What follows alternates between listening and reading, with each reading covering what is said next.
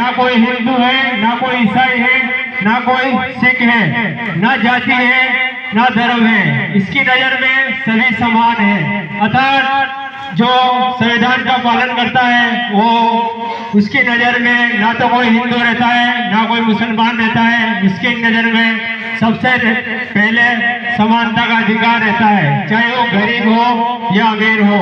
उसकी नजर में कोई भेदभाव नहीं रहता है। संविधान हमें यही सिखाता है कि हमें सभी को समानता की नजर से देखना चाहिए, किसी के साथ भेदभाव नहीं करना चाहिए, चाहे वो अमीर हो या गरीब हो। लेकिन हमें 77 साल तो पूर्ण हो गए हैं, लेकिन अभी तक हमारे समाज में जातिवाद, हिंदू धर्म, मुस्लिम धर्म के आधार पर ही अभी तक भेदभाव पूर्ण रूप से समाप्त नहीं हुआ है।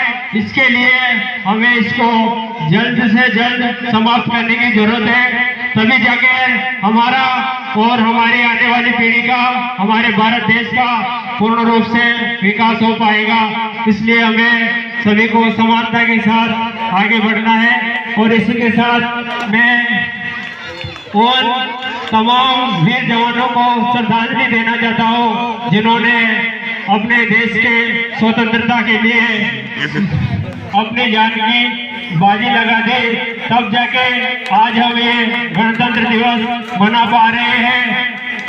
आपने सुना होगा भगत सिंह, सुखदेव, राजगुरु, जिन्होंने 23 साल की उम्र में अपने देश की आजादी के लिए हंसते हंसते फांसी पर चढ़ गए, लेकिन वो कभी किसी के सामने झुके नहीं। इसी से हमें प्रेरणा लेनी चाहिए, चाहे सामने कोई हो, लेकिन हमें अगर अपने हक के लिए लड़ना है तो झुकना नहीं है। इसी के साथ मैं अपनी वाणी को विराम देना चाहता हूँ। बहुत बहुत धन्यवाद।